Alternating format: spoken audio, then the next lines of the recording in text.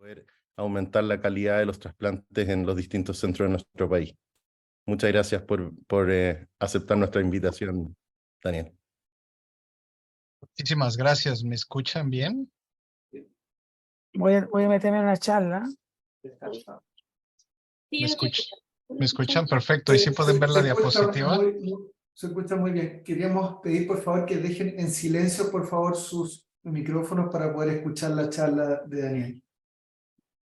Muchísimas gracias por la invitación. Es para mí un verdadero placer poder convivir hoy en la noche con ustedes y platicar un poquito sobre este tema que es tan importante. ¿Cómo sé que como cirujano, como especialista en trasplantes, estoy haciendo el trabajo adecuado y cómo puedo usar esta información para que crezca mi programa? Yo soy un cirujano de trasplante abdominal. Estoy involucrado en los programas vivo y de donante fallecido de hígado, riñón y páncreas. Y la plática está orientada más a estos tres órganos, pero también se aplica a corazón y a pulmón. No hay ningún conflicto de interés para esta plática. El índice de la plática, creo que a ustedes les va a servir un poquito platicar cuál fue la historia en Estados Unidos. Todos tenemos la impresión cuando venimos de fuera de Estados Unidos que todo es fácil y rápido en Estados Unidos, y van a ver que esto ha sido un proceso que ha tomado décadas. Vamos a hablar de los reportes de programa específicos. Vamos a hablar de la evaluación de programas, de evaluación en tiempo real y la evaluación de 5 niveles. Lo primero, la historia en Estados Unidos. Como ustedes saben, trasplante es sumamente complicado. Hay muchas variables que intervienen. Tenemos, obviamente, el paciente con falla terminal, con cirrosis, con falla renal, con diabetes, con falla de los pulmones, falla cardíaca, que puede ser referido de manera muy temprana, puede ser referido muy tarde, puede estar descompensado al momento de la referencia. Depende mucho de la persona que nos manda al paciente, si nos lo manda temprano, si nos lo manda después. Hay pacientes que dicen yo me voy a enlistar en 2, 3 centros. Todos sabemos que es muy diferente cuando el paciente dice yo tengo un donador vivo contra no tengo ninguna manera de encontrar un donador vivo. Las variables del sistema de regulación es importante. Por ejemplo, aquí en Estados Unidos, en el pasado no era mandatorio, no era obligatorio mandar a los pacientes con falla renal a evaluación de trasplante. Ahora, a partir de que se hace el diagnóstico de falla renal, se tiene que mandar evaluación de trasplante en los siguientes 90 días. Hay regulaciones para las organizaciones para la procuración de órganos. El hospital puede ser que esté interesado en la donación o no. Todas estas variables definitivamente influyen en los resultados de trasplante y es un sistema muy complicado. Ajá.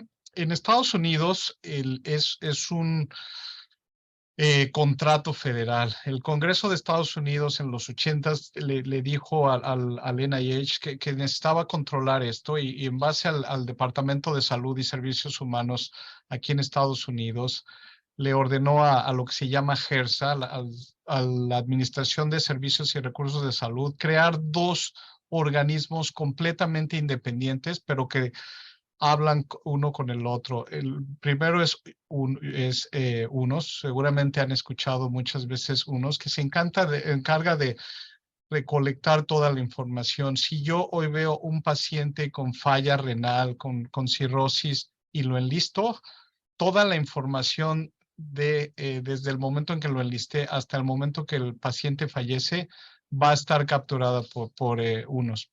Y tenemos un segundo mecanismo que es el registro científico de los receptores de trasplante, que es realmente el que va a analizar la información. Hay comunicación entre los dos, pero realmente son 2 organismos independientes. El hospital o el centro que está haciendo ahorita esta evaluación y este análisis es un hospital que está en el centro de Minneapolis, que se llama Hennepin Medical County. En 1987 se decidió que aquí en Estados Unidos se necesitaba establecer y empezar a capturar todos los datos. Antes de 1987, como ustedes saben, pues cada programa de trasplantes hacía lo que ellos creían que era adecuado. Había programas que decían que tenían una sobrevida del 50%. Estoy hablando de riñón. Había programas que decían 70%. Era evidente que era muy heterogéneo. Son diferentes tiempos. Ajá.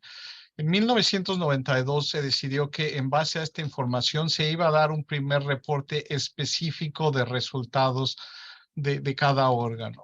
A partir del 1993, todos los miembros del OPTN de aquí en Estados Unidos, de este comité, decidieron que esos reportes se iba a usar para identificar los programas que tenían bajos resultados comparados con otros programas.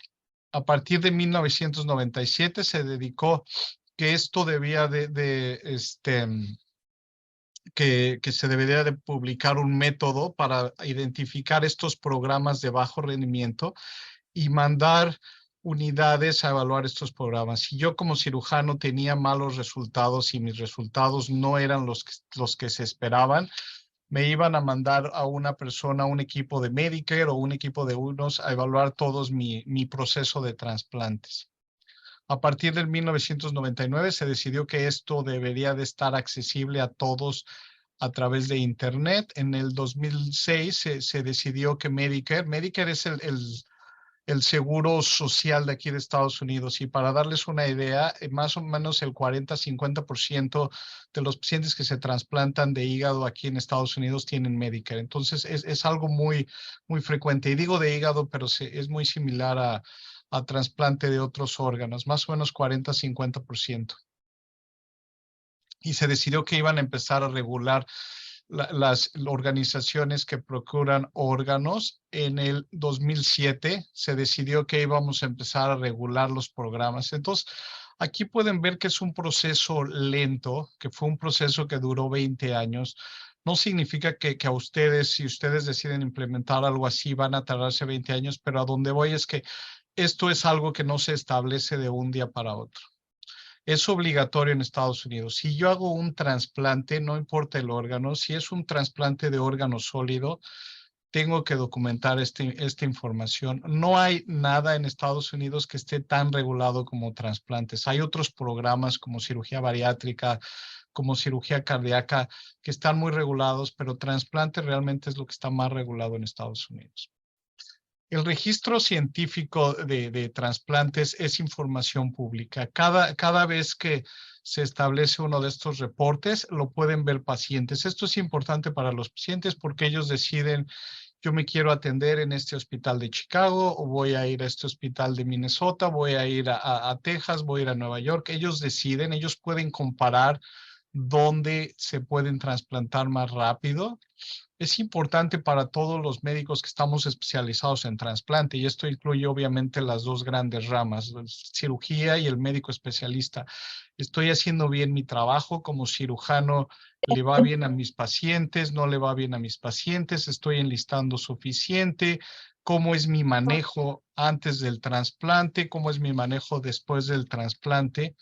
Para todos mis jefes, para todo el personal administrativo que da recursos, también es muy importante ver cuántos pacientes tenemos y ver si hay necesidad de contratar más personal en calidad, más enfermeras que nos ayuden a cuidar al paciente. Si estamos trasplantando muchos pacientes, pues más nefrólogos, más hepatólogos, más especialistas, no sé, cardiólogos.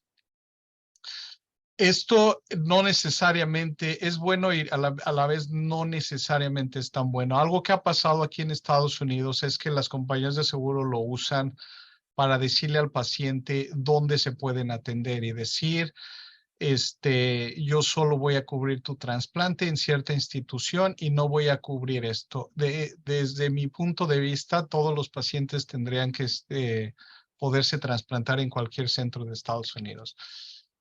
Medicare lo usa. Medicare es lo que le decía la seguridad aquí en Estados Unidos, la institución de seguridad social más grande, lo usa para ver, ok, te estoy dando recursos para que trasplantes, te estoy dando determinado número de dólares, pero ¿cuáles son tus resultados? ¿Tus resultados son buenos, son malos? ¿Cómo estás manejando a tus pacientes? Se usa para investigación. Todos ustedes van a congresos y ven que una de las fuentes principales para abstracts y para artículos de investigación en las revistas de trasplante es el Registro Científico de Trasplantes en Estados Unidos, lo que se llama el SRTR. Otros médicos pueden evaluar esto. Si hay alguien, por ejemplo, que quiere copiar un modelo y que está trabajando en cáncer, pues puede usar estos modelos también para usar.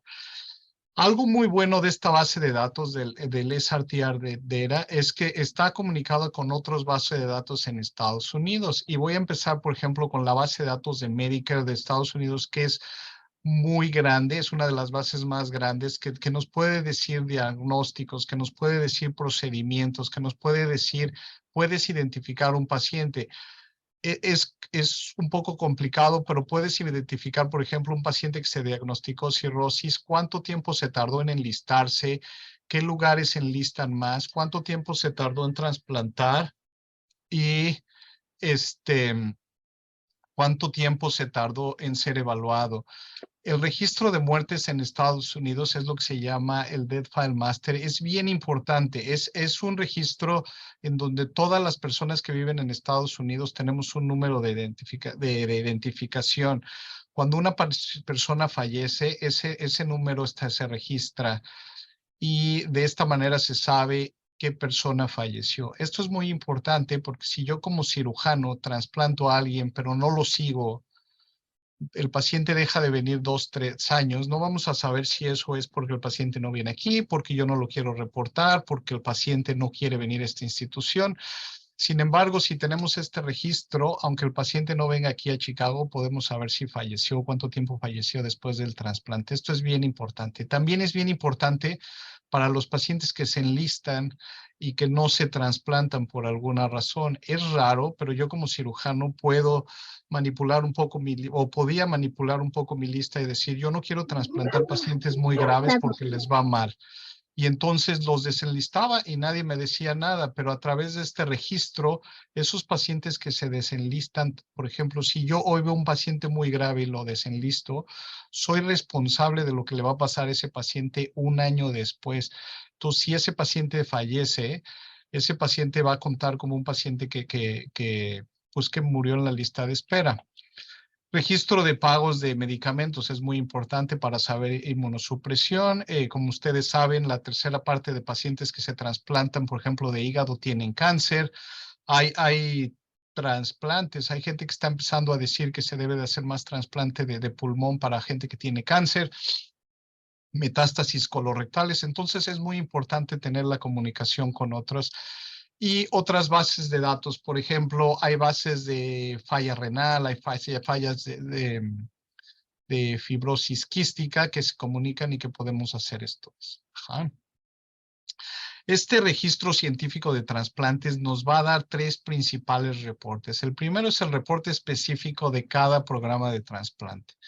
El segundo es un reporte específico de cada organización para la procuración de órganos. Ayer estaba platicando con alguno de ustedes y la primera gran diferencia entre Chile y Estados Unidos es que aquí casi cada estado tiene su propia institución que procura órganos. Se pueden imaginar que es completamente diferente si yo voy a Wisconsin por un hígado, si yo voy a Michigan por unos riñones, por un páncreas, completamente diferente de lo que se hace aquí en el estado de Illinois. Ustedes es mi entendimiento que tienen solo una organización, lo cual hace un poco más fácil las cosas. El reporte anual que hacen, cuántos pacientes se trasplantaron, cuáles fueron las indicaciones, cómo le fue a esos pacientes. Este es un reporte que aparece cada año en el American Journal of Transplantation. Es un suplemento que aparece cada enero y que nos da la información de 2 años previos. Se sigue a los pacientes 2 años previos. Hay otros, por ejemplo, conferencias especializadas en trasplantes en las que gente del Registro Científico de Receptores de Trasplantes va y da pláticas. Y como les decía, pues también hay artículos de investigación y abstracts en conferencias médicas que usan esta información. Pero los 3 primeros son los 3 principales. Ahora, ¿qué es el reporte específico de cada programa? En Estados Unidos hay más de 250 centros de trasplante. No todos tienen un programa para todos los órganos, pero cada órgano tiene un reporte. Por ejemplo, aquí en Northwestern tenemos corazón, pulmón, hígado, páncreas, riñón, intestino. Entonces, perdón, no tenemos intestino, tenemos todo excepto el intestino. Entonces, recibimos 5 reportes, uno para cada órgano. Ajá. Hay centros que nada más tienen programa de riñón, hay centros que tienen riñón y páncreas, hay centros privados que solo trasplantan corazón. Cada centro va a recibir un reporte por cada órgano y este reporte es semestral. Se recibe a principios de enero y se recibe a principios del verano de aquí del hemisferio norte, en enero y en julio. Si ustedes dicen, ok, yo quiero saber cómo le va a los pacientes de Daniel, yo quiero ver si le debo de mandar pacientes a Daniel, o un paciente que dice, yo quiero ver cómo le va a los pacientes que se trasplantan ahí en Northwestern. Aquí ustedes pueden poner aquí el centro del programa, pueden poner el código postal, pueden poner el estado y ponen el órgano. Ajá, yo por ejemplo aquí cuando estaba haciendo esta plática, puse para hígado y pudieron ver 6 centros, de los cuales 5 eran para adultos y todos esos centros estaban a 50 millas, más o menos 80 kilómetros de aquí. Pueden elegir el periodo, pueden elegir el órgano, cada órgano de los que están aquí. El único multivisceral que está incluido es de abdomen es el riñón y páncreas y el combinado de corazón-pulmón. Ajá, pueden hacer código postal, pueden hacer el código y les da un resultado. Aquí pueden ver, les da todas las opciones. Realmente viene por el número de trasplantes, es lo que le da la prioridad. Ajá, y la cercanía. Aquí pueden ver que, por ejemplo, en Northwestern, para este particular momento, se habían trasplantado 100 pacientes. Ahorita vamos a hablar de qué son estas 5 rayas. Pueden ver que el segundo centro más grande aquí, Loyola, la Universidad de Loyola, ha trasplantado 80. Pueden ver que Roche trasplantó 41 el año pasado, la Universidad de Chicago 64 y la Universidad de Illinois, perdón que no la puse, es porque no ocupo, pero también trasplanta más o menos este mismo número. Ajá, entonces ustedes pueden decir qué es lo que prefieren. Yo quiero ir a un programa o quiero mandar a mi paciente a donde todos sobreviven, quiero ir a un programa agresivo donde los trasplantan más rápido, o quiero ir a un programa donde no trasplantan tantos, pero los pacientes viven un poco más. Ahora vamos a ver que la diferencia entre estas barras son es muy poca. Una vez que tengo este registro, yo puedo dar un clic aquí en el PDF o en interactivo y me salen estas pláticas, me sale todas estas. Quiero ver cuál es el resumen del programa, quiero ver, la lista de actividad, cuántos pacientes tienen MELD 40, cuántos tienen MELD 35. Quiero ver cuáles son las características, cuál es el índice de masa corporal, cuál es el sexo, cuál es la edad. Quiero ver cómo se trasplantan y obviamente pueden ver todas las características del trasplante. Ajá. El resumen es la primera página. Van a ver cuántos pacientes tenemos en la lista de espera. De esos pacientes en la lista de espera, no todos están activos. Hay pacientes que, por ejemplo, tienen infecciones, tienen algún problema cardíaco, tienen alguna contraindicación relativa para trasplantarse en ese momento. Pueden ver cuántos pacientes hemos enlistado o enlistamos el año pasado. Aquí es por color. Esto fue en el 2021, esto fue en el 2022. Pueden ver cuántos trasplantes hicimos, cuántos de donante fallecido, cuántos de donador vivo. Esto es bien importante porque pues pueden hacer objetivos de crecimiento. Pueden decir, pues, ¿sabes qué? Yo quiero que el próximo año hagamos más trasplantes. No se hacen más trasplantes aceptando más donadores, se hacen más trasplantes enlistando más gentes. Entonces pueden decir, mi objetivo es enlistar más gente para poder trasplantar más, o por ejemplo nosotros decidimos crecer el número de donadores vivos, ¿no? Para nosotros con estos números hemos podido crecer este año, estoy hablando del 2023, pero realmente la prioridad para nosotros está siendo crecer el número de donadores vivos.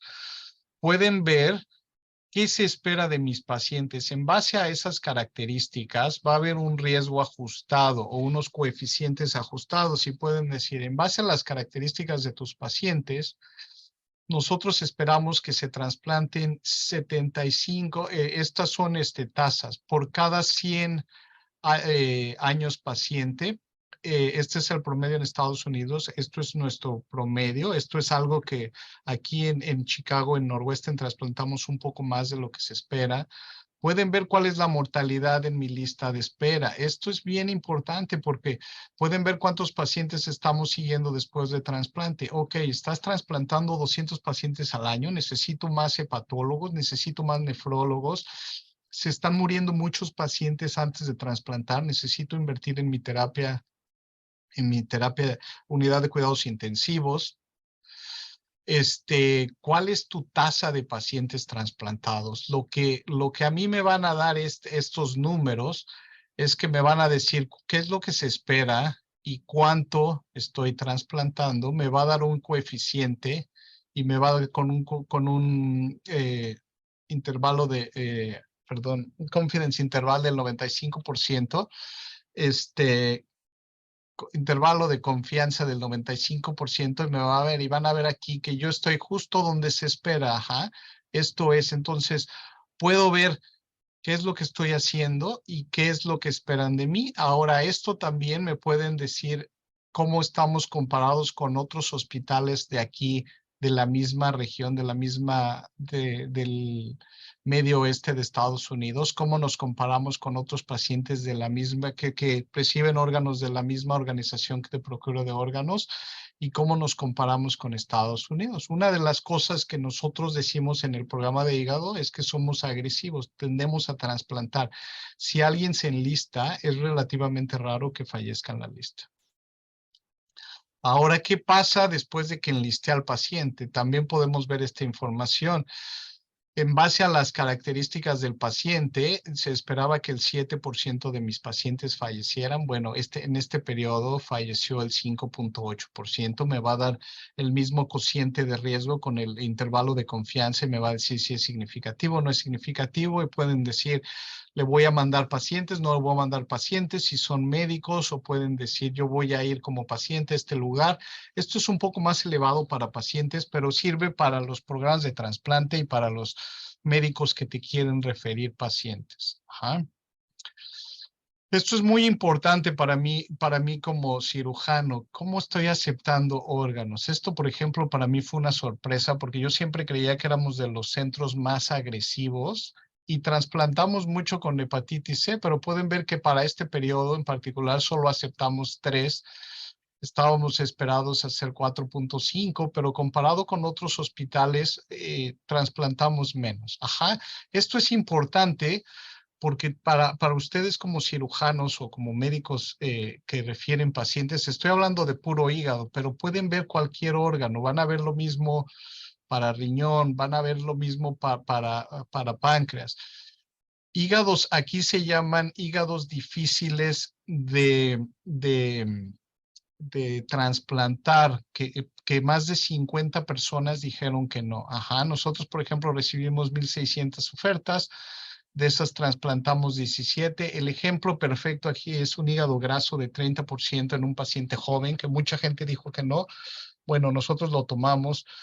Pueden ver que estábamos esperados tomar 13.8%. Lo bonito, la belleza de estas bases de datos es que me dicen, ¿estás haciendo lo que esperas o no estás haciendo lo que esperamos? Ajá.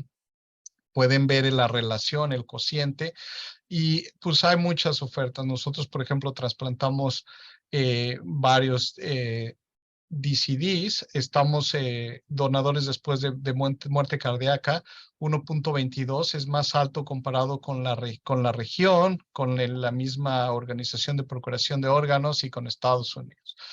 Lo mismo de alto riesgo, pacientes que, por ejemplo, mueren con una jeringa al momento de la donación. ¿Qué pasa? ¿Estás tomando este tipo de ofertas o no?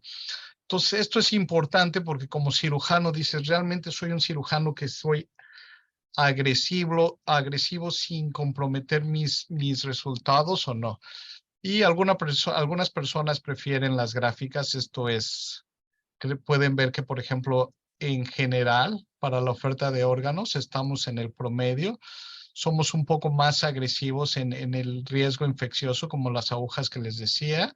Por ejemplo, para este año en hepatitis C, el año pasado fuimos un poco más bajo de lo que esperábamos y para DCD un poco más alto. En realidad, si uno quiere estar en un centro más grande, es mejor estar en el lado derecho. Ajá.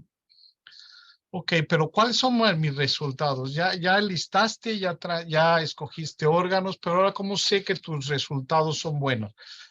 Estos registros me van a dar todas estas características. Lo primero que me van a decir es cuánto sobrevivió el injerto. Ajá. Y cuando digo injerto, es cualquier órgano del abdomen o del tórax, o del abdomen o del tórax.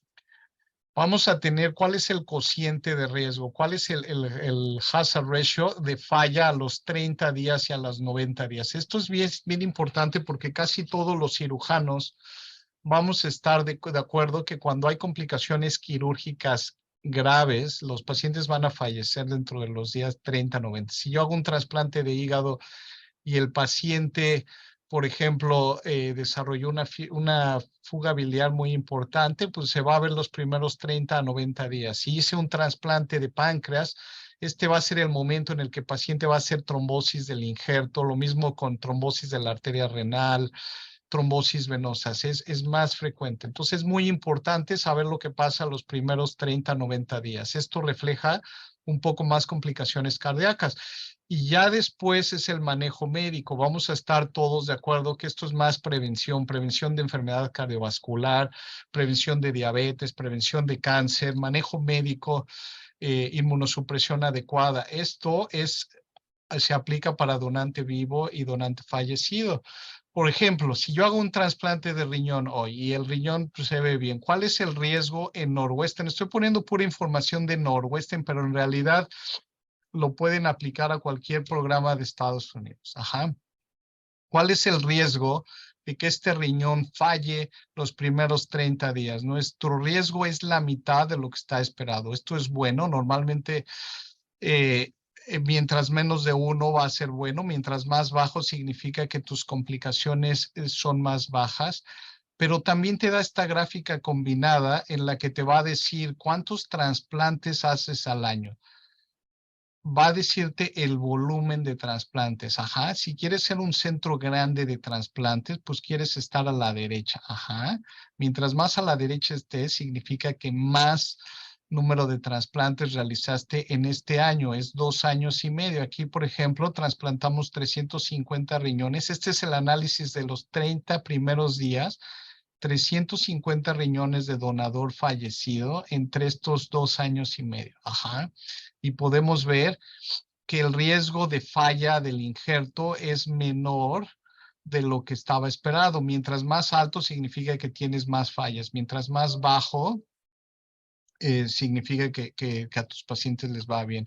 Entonces te da el cociente de riesgo, la probabilidad de que de que el riñón falle y te compara con otros programas. Esto es importante como competencia sana. Nada de estas diapositivas que estoy poniendo es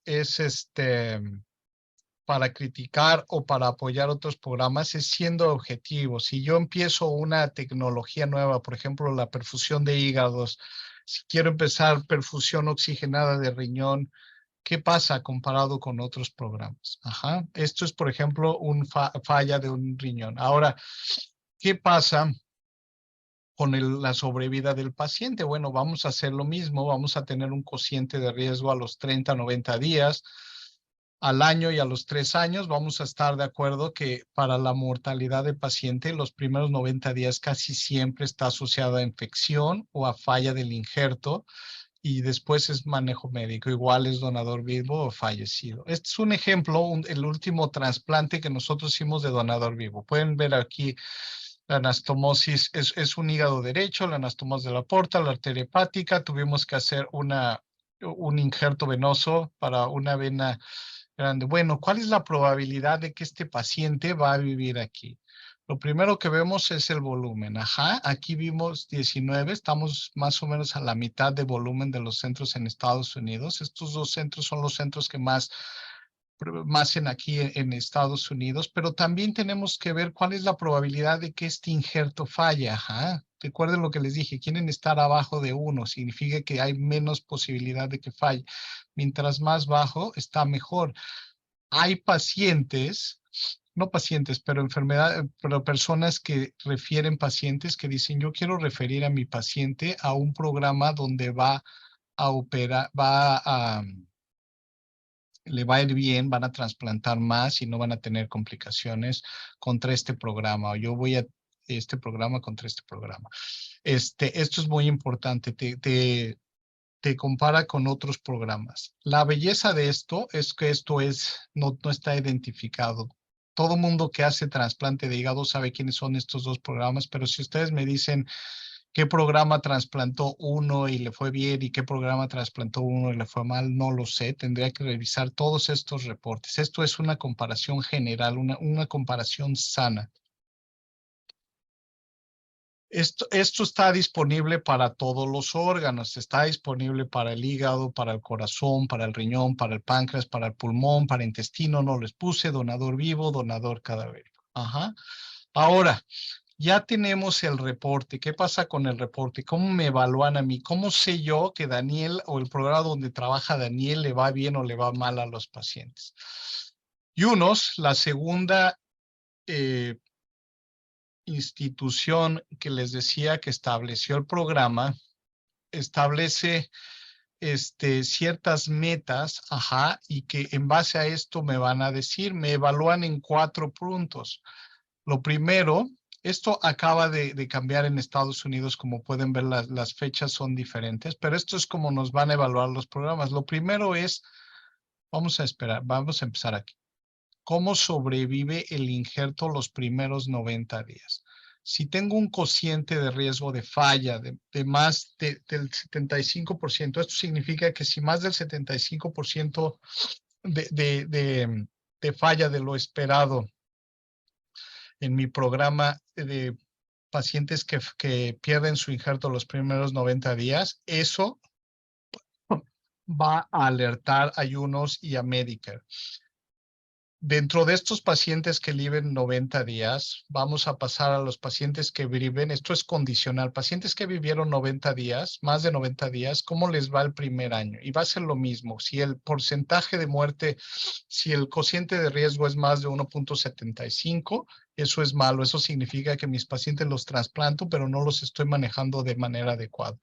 Esto es post-trasplante, pero como ustedes saben, trasplantar también es importante cuando están en un centro de trasplante, cómo cuidas a tus pacientes antes. Ok, a tus pacientes les va muy bien, pero es porque eres muy selectivo con tus órganos y no tomas nada de riesgo y nunca quieres aceptar ningún riesgo. No tomas, por ejemplo, donadores, no tomas DCD donors, no tomas pacientes con hepatitis C, no tomas pacientes con esteatosis. Esto, si tomas menos del 0.30% de lo esperado, te vas a estar en problemas. Y la tasa de mortalidad pretransplante, como igual que aquí, si el hazard ratio, si el cociente de riesgo es más de 1.75, eso va a tener una alerta. Si tienes 2, eso va a hacer que UNOS y que Medicare vengan al programa y evalúen todo. Todos los programas que tienen alerta en 2 van a ser evaluados. Si yo hoy tengo problemas en mi programa de páncreas en 2 de estos, eso significa que va a venir UNOS y cuando vengan van a evaluar todos los programas, no nada más van a evaluar páncreas. Normalmente cuando UNOS viene a revisar hígado, por ejemplo, dicen también quiero revisar tu programa de riñón, también quiero revisar tu programa de páncreas, porque vamos a estar de acuerdo que normalmente si como cirujano no tengo los elementos necesarios para tener buenos resultados, normalmente eso afecta más de un órgano, no nada más afecta a uno. Entonces, si tengo más de 2, van a venir a supervisarme y cada 3 a 5 años van a venir y van a ver que esté reportando todo. Como les decía, esto es obligatorio. Si no estoy reportando de manera adecuada, si no estoy demostrando de manera adecuada que mis pacientes tienen trombosis de la vena porta antes del trasplante, si no estoy demostrando que mis pacientes tienen cáncer antes del trasplante, pues voy a estar en problemas. Por el número de pacientes, no aplica a trasplantes multiviscerales. Por ejemplo, si hago un trasplante combinado de riñón e hígado o corazón, hígado o corazón, riñón, no va a entrar a estos programas. La evaluación, como les decía, es cada 6 meses y es una cohorte de 2,5 años. Entonces, seguimos al paciente 2,5 años. Esto básicamente, esto es importante entender nada más que hay un periodo de revisión de 30 días. Después, en estas fechas, yo le tengo que mandar todos mi información a uno. Si no les mandé mi información, esa información no va a entrar dentro del riesgo calculado. Voy a recibir mi informe privado en diciembre, pero ese informe va a ser público en enero. Ahora, cuando yo recibo mi informe privado, puedo mandar información a unos. A lo mejor no estoy documentando bien trombosis de la buena puerta. Bueno, puedo mandar un anexo que dice, ¿sabes qué? Se me olvidó reportar que 25% de mis pacientes eran retransplantados o no reporté que el índice de masa corporal era de 40. Pueden tratar de ajustar esto. Este es el mismo programa que les vi. Aquí, por ejemplo, este programa tuvo problemas en la sobrevida y puso comentarios. Entonces, si ustedes hacen clic aquí, pueden ver el comentario. Básicamente, lo que dice es que el programa tuvo un ajuste de personal y creo que todos sabemos que cuando hay cambio de cirujanos, cambio de médicos, eso va a afectar un poco tus outcomes.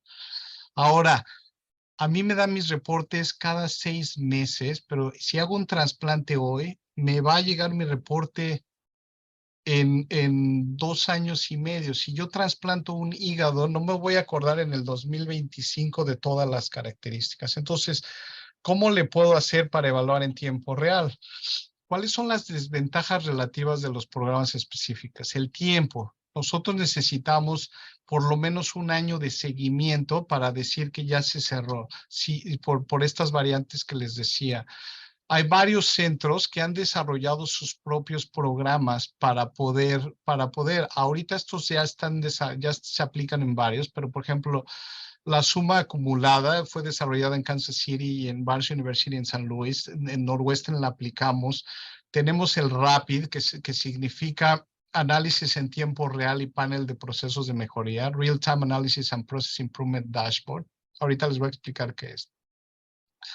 Pero básicamente, con todos los cocientes que Junos me da, yo puedo saber hoy cuál es el riesgo de tener fallas, qué porcentaje. Si yo, por ejemplo, este es programa del trasplante combinado de riñón, donador cadavérico y donador vivo.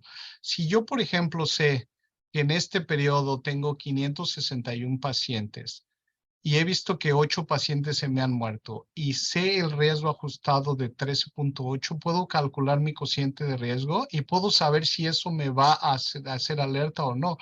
Y al mismo tiempo puedo saber cuántos pacientes necesito para causar estas alertas. El morado aquí significa, este es el siguiente reporte de Junos que vamos a tener.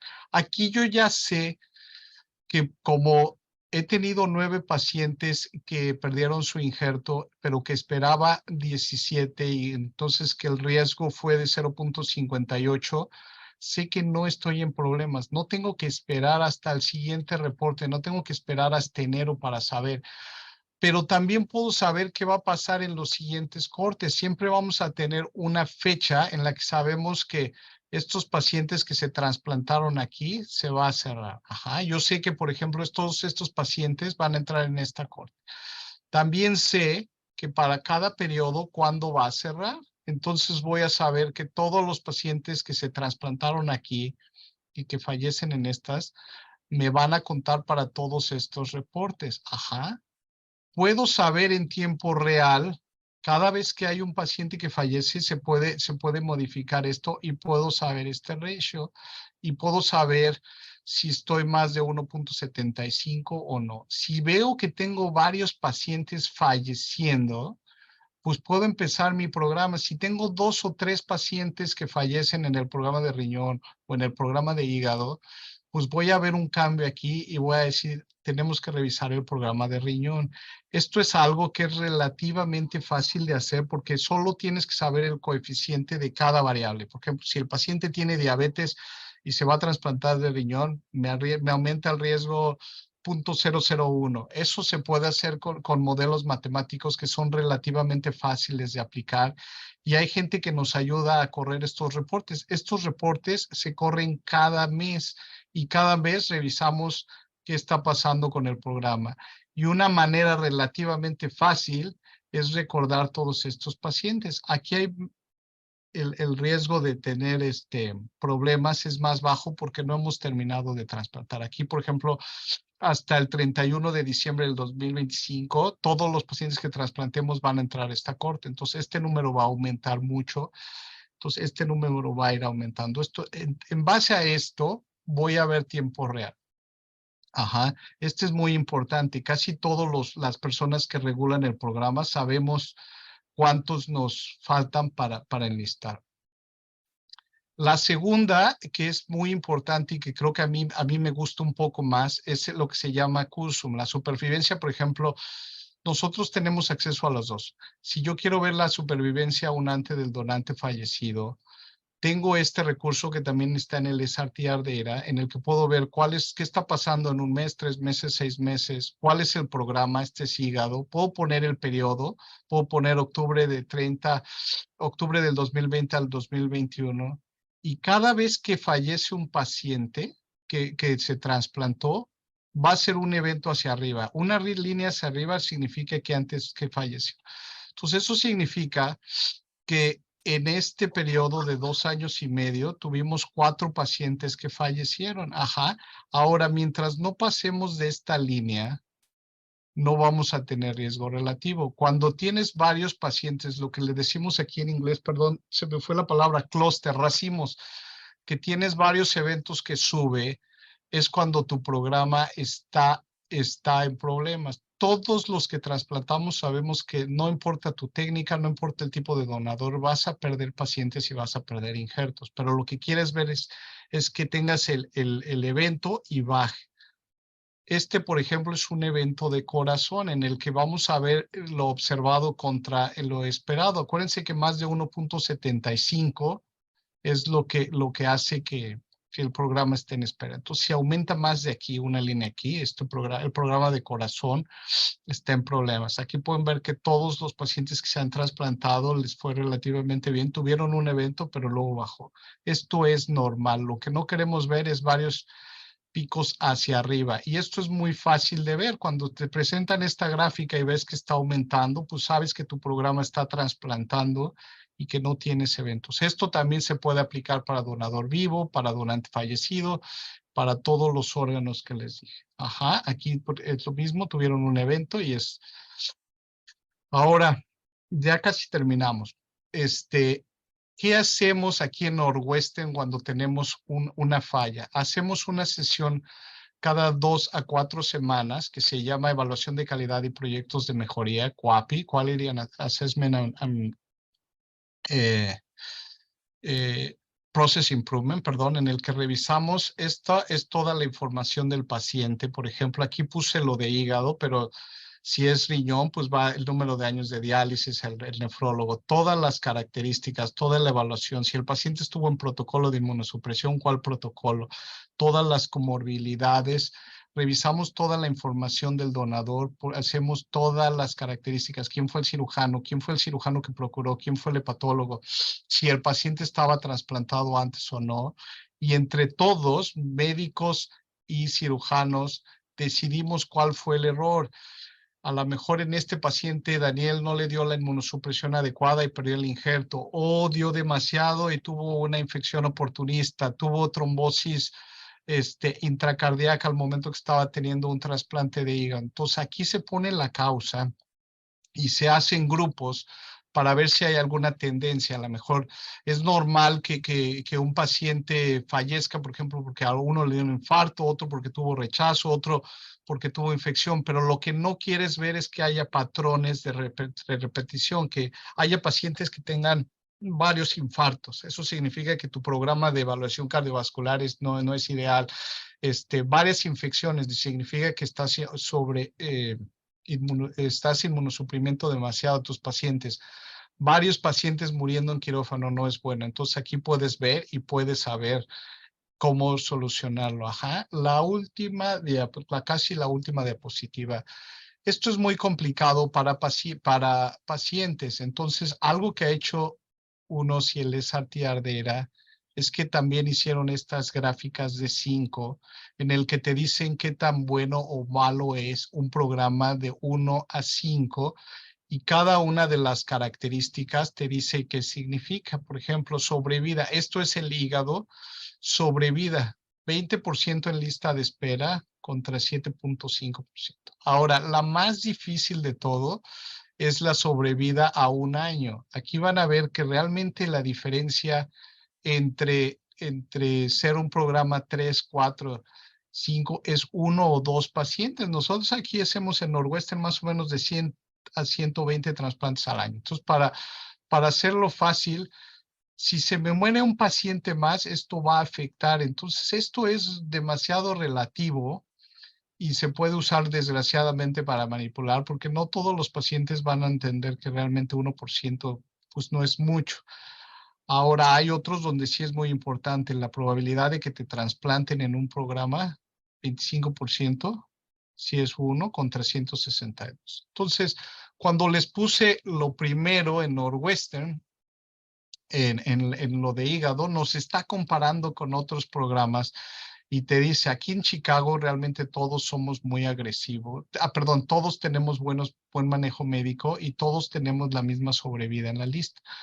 Hay programas donde trasplantamos más que otros y hay programas donde los pacientes sobreviven más que otros. Aquí esto es esperado. Normalmente pacientes que programas que trasplantan menos tienden a ser más selectivos y eso normalmente está asociado a mejor supervivencia. Ahora ya vimos que la diferencia entre este y este es 92 y 93%. Entonces realmente es muy relativo. Así es para todos los programas. Ajá. ¿Cuáles son las desventajas de este sistema? Bueno, el uso inadecuado. Las compañías de seguro pueden decir, yo no voy a mandar a mi paciente a este programa y lo voy a mandar a estos dos. Eso realmente no es bueno. Creo que no debe de ser usado por las compañías de seguros. Ajá. Publicidad, decir, ¿sabes qué? Es que yo soy un programa de 5 barras contra uno de 4. Bueno, es 1% de sobrevida. ¿Realmente eso es importante? No. No todas las variables, y este es mi principal problema con eso. Y puedes tener un paciente que trasplantaste con un donador, con un DCD por muerte cardíaca y no capturas, por ejemplo, complicaciones biliares. El paciente puede estar internado 10 veces en el año, pero solo por el hecho que está vivo y que no ha sido retrasplantado va a dar la impresión de que tienes buenos resultados. Investigación, ¿qué pasa? Por ejemplo, a mí me gusta mucho usar la bomba de perfusión en hígado. Si empiezo a usar pacientes más donadores más viejos y si empiezo a usar donadores de muerte cardíaca más y más agresivo, ¿me va a afectar mis outcomes o no? ¿Me va a afectar mis resultados o no? Hay tecnologías que no están ajustadas. Hay programas, por ejemplo, los que empezaron a hacer de sensibilización para riñón. Eso no estaba ajustado y cuando lo empezaron a hacer, programas muy buenos como la Clínica Mayo o el trasplante de riñón de Hopkins estuvieron en alerta, lo cual significa que pues este sistema no es perfecto. Muchas gracias por la invitación. Si tienen preguntas. Excelente. Bueno, muchísimas gracias, Daniel. No sé, Carlos, si es que quieres, yo puedo hacer un comentario.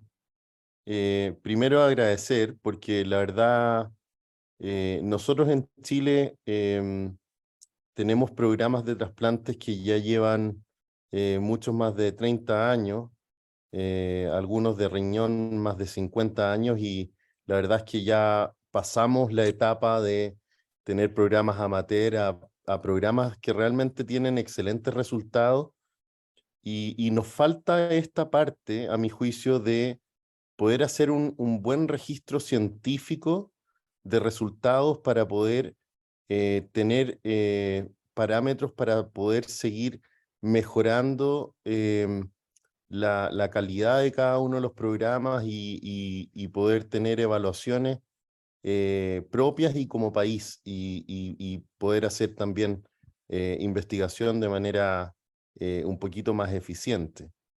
Entonces, tengo dos preguntas técnicas y una pregunta que es más del registro. Las preguntas técnicas, la primera es, mostraste una diapositiva que habla de que hay en el fondo hay un registro de cuando tú ingresas a un paciente a la lista, si es que tú tomas menos de un 30% de los órganos o se te mueren en lista de espera, eso ya es un problema. Me pregunto si es que hay algún registro de los pacientes que tú evalúas para trasplante y cuántos alistas. Y si es que hay algún registro de esos pacientes que no estás alistando y que podrías estar alistando. Esa es una pregunta técnica, quizás la puedes responder de inmediato. Esa es una de las mejores preguntas que puede haber.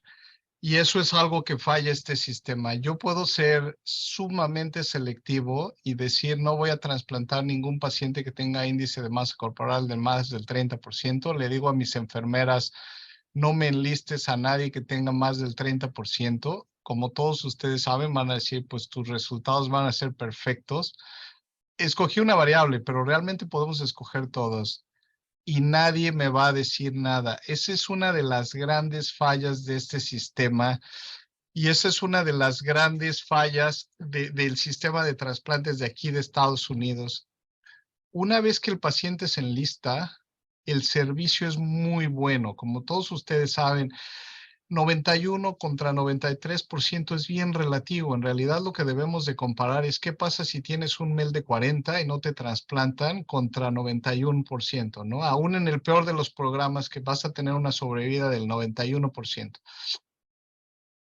No hay ninguna base de datos hoy que calcule en pacientes con cirrosis, por ejemplo. Lo que sí hay es la tasa de... Hay una base de datos de falla renal crónica que sí se puede enlistar y puede saber quién está referido a trasplante y no. Y ahí es donde se vio, por ejemplo, que no todos. Hay 500,000 de personas en Estados Unidos con falla renal en terapia de reemplazo renal, 500,000, y hay solo 100,000 personas esperando. Eso significa que hay 400,000 personas en Estados Unidos que no están enlistadas por alguna u otra razón. Eso te refleja de alguna manera u otra el cuidado. Entonces, este sistema no calcula antes del centro de referencia, no sabe si es porque el médico de cabecera no te lo quiere mandar porque está en un hospital pequeño, la falta de conocimiento del médico de cabecera, porque el paciente no tiene recursos, porque el hospital es malo. Eso no lo captura este sistema. Ya. No, porque nosotros en el fondo tenemos algunas patologías que le llamamos GES, en que hay cierto registro de cuánto tiempo te demoras en evaluar un paciente y creo que ahí también es importante en el fondo saber cuánto nos demoramos en evaluar y cuántos alistamos. Bueno, y la pregunta más grande es, ¿qué crees tú sabiendo también la realidad de Latinoamérica, que podría ser una buena medida para nosotros, países en Latinoamérica, tener un registro científico relativamente fácil, como por ejemplo, quizás un registro tipo el RAPID que mostraste o el CUSUM, que pueda ser un registro que podamos fácilmente aplicar en un país como el nuestro, que quizá no tenemos tantos recursos como para tener un sistema tan sofisticado como UNOS. ¿Qué piensas que podríamos hacer nosotros para mejorar esos registros? Yo creo que es contratar el servicio, es caro, pero si se hace como país y si vemos el beneficio, creo que vale la pena. Creo que si dicen, Si me dicen hoy, eso te va a costar $30,000, $50,000, se me va a hacer caro. Pero si eso es todo un país y va a beneficiar y va a disminuir, no les di todas las variables, pero si te va a disminuir la terapia, el tiempo que está un paciente en terapia intensiva, si te va a disminuir la mortalidad, creo que vale la pena para todo un país. Entonces, hacer un programa combinado, como platicábamos un poco ayer, trabajar con gente muy experta en matemáticas y en estadística y que desarrollen el mismo programa, copiar las variables. Ustedes van a tener ciertas patologías que son diferentes de nosotros, pero copiar los coeficientes y empezar a hacer esto y empezar a ver, ok, yo trasplanté 5 hígados, ¿cuántos deben de sobrevivir? Y empezar a hacerlo. Entonces, yo creo que deben invertir como país en eso. Y la segunda cosa que creo que en Latinoamérica sería más fácil, trabajar, hacer algo como en Europa, que tienen un registro europeo combinado y que puedes saber de ciertos países. Por ejemplo,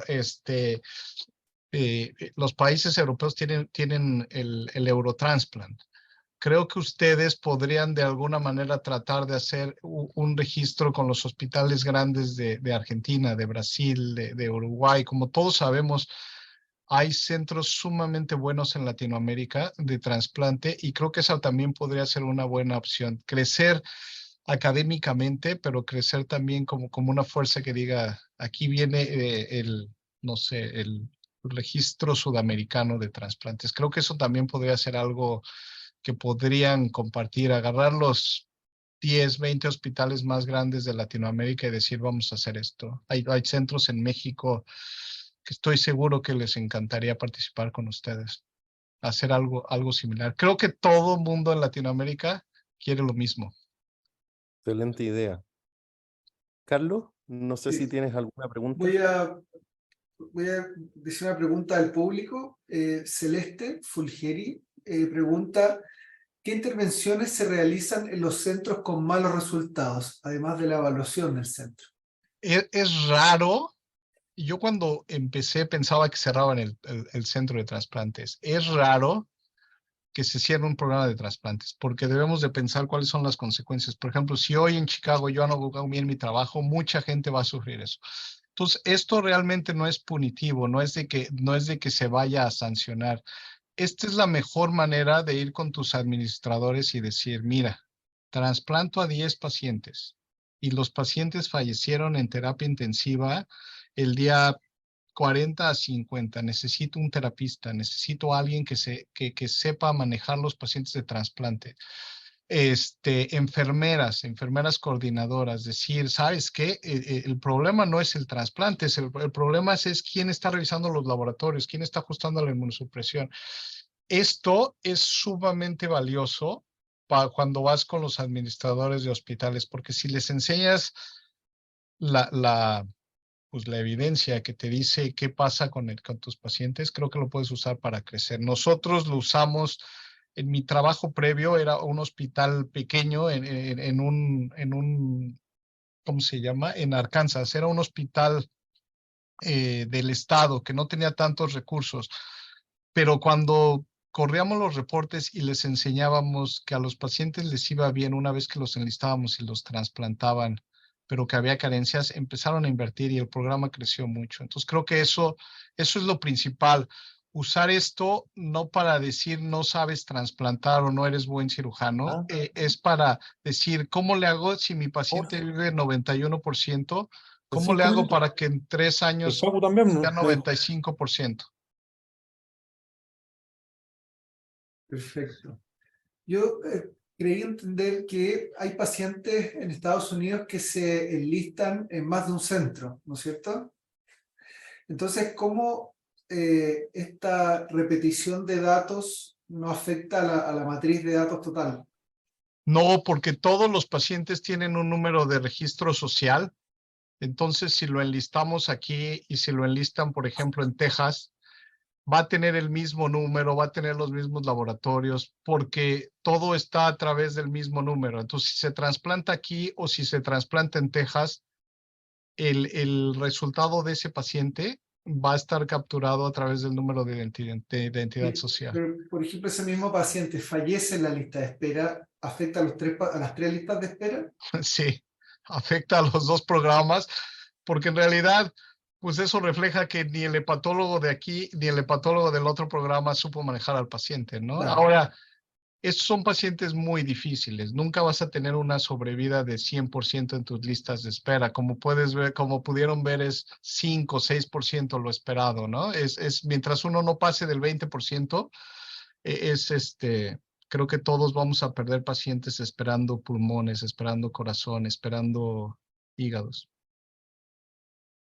Esto es muy interesante y uno puede, como mostraste, tiene múltiples factores que permiten hacer distintas mejoras, tanto locales como de investigación, como pago de los seguros, de los aseguradores, que permiten elegir a los pacientes. Yo creo, Martín, esto lo hemos conversado, de que esto, cuando uno pasa a una vitrina donde uno muestra sus resultados reales, fidedignos y bien supervisados, esto permite mejorar localmente y además permite hacer una competencia que va en beneficio del paciente, ¿ya? Por lo tanto, más que inicialmente preocuparnos de tener buenos resultados para que las ISAPRES capten a nuestros pacientes y nos manden pacientes, esto es para absoluto y completo beneficio de los pacientes, yo creo que en una fase inicial. Algunas de estas es raro, pero hay que ser 100% honesto. Algunas de estas tasas es porque la gente abusaba del servicio aquí en Estados Unidos. Ajá. Estoy hablando de cirujanos y de programas de trasplante.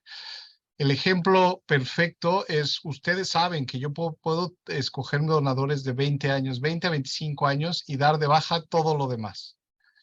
Voy a tener resultados perfectos en los pocos pacientes que se puedan trasplantar, pero voy a tener una mortalidad en la lista de espera. En realidad, ¿cómo se llama? Esta meta, este marcador se usa, es decir, no abuses del sistema, no desde baja, usa todos los órganos, igual que le están haciendo todos los cirujanos en Estados Unidos. Lo mismo mortalidad en trasplante. Había gente que decía, este paciente tiene menos de 40, va a fallecer, y los desenlistaban.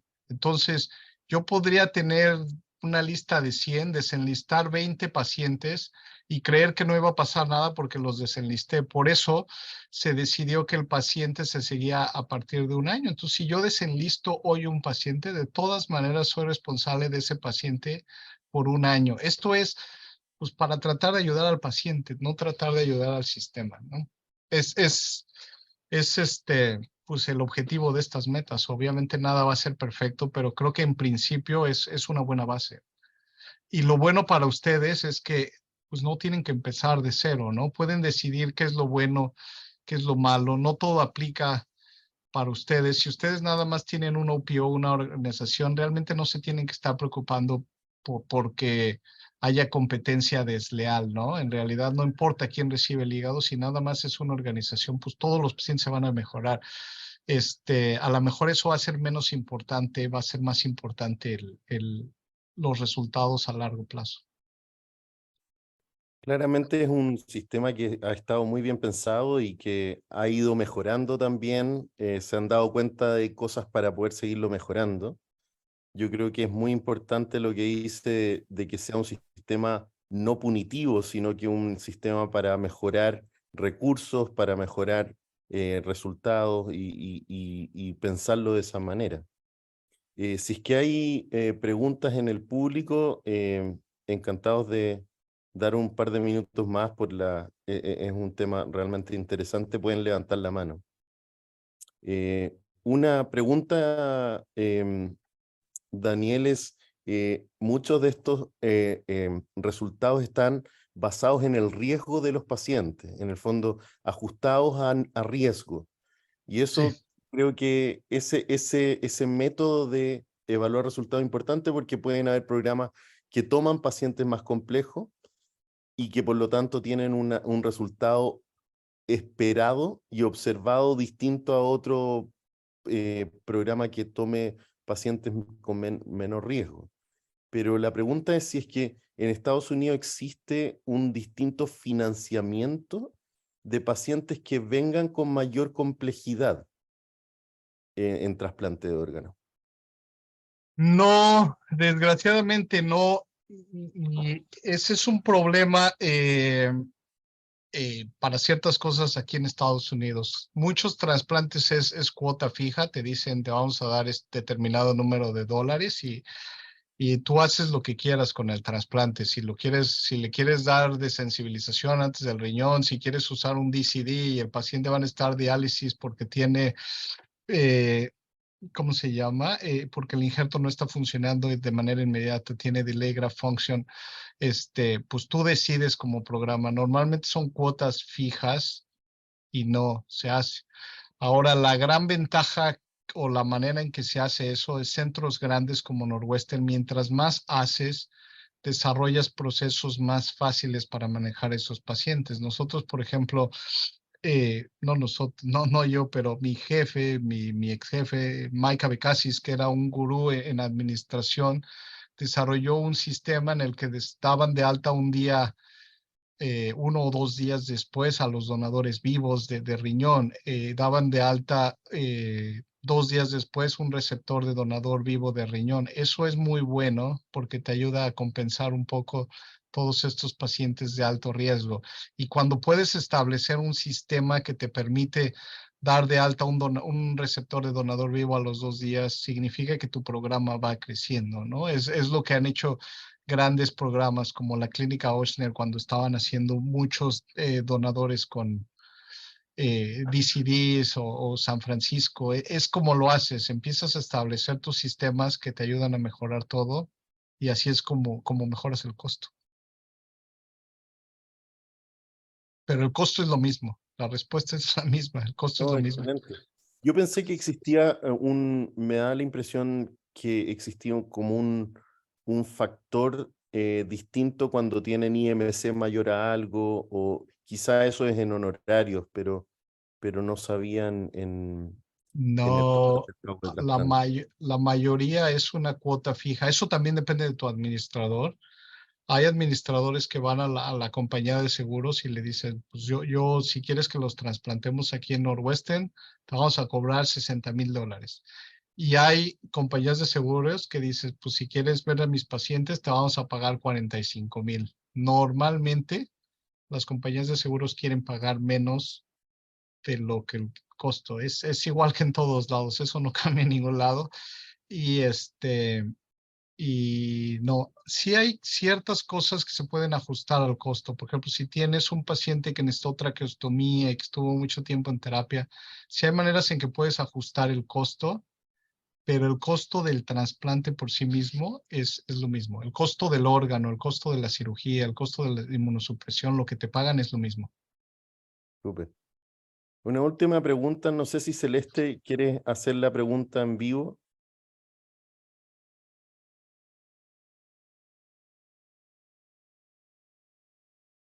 Hola, es que estoy de turno, tengo un poco de ruido ambiente tal vez. Gracias, doctor, por la conferencia. Mi pregunta es para efectos de medir la mortalidad pre-trasplante, si se considera de igual forma la causa por la que un paciente sale de la lista de espera en este año. Porque, por ejemplo, si un paciente de lista de espera sale porque tuvo un cáncer y se muere dentro del año, me parece que no es lo mismo que, por ejemplo, un paciente que está esperando un hígado y fallece por complicaciones de la cirrosis, o un paciente renal que fallece por causa cardiovascular en diálisis. ¿Se considera cualquier causa de salida de la lista? Sí, es cualquier causa de salida antes y después del trasplante. Yo sí y es una broma triste, pero si yo trasplanto un paciente y fallece a los 2 días porque se trombosó la arteria hepática, es exactamente lo mismo que si el paciente vivió 363 días y falleció en un accidente en motocicleta porque su calidad de vida mejoró. Entonces, es triste. Donde ayuda un poco es la sobrevida de los 90 días. Si son complicaciones quirúrgicas, tienen que ser los primeros 90 días. Pretrasplante es lo mismo. Si el paciente fallece porque tiene cáncer diseminado o porque tiene un infarto o porque estaba cruzando la calle y pasó un carro, es lo mismo. La gente va a decir, bueno, si tu paciente falleció por cáncer diseminado, te va a decir, no lo estudiaste bien y no sabías que tenía enfermedad metastásica. A veces no hacemos sentido. Muy bien. Bueno, en honor al tiempo, queremos agradecer al doctor Borja Cacho. No sé, Carlos, creo que esto es un desafío para nosotros de poder generar ciertos registros y sin duda esta charla va a tener un impacto en nuestro conocimiento y de cómo seguir avanzando.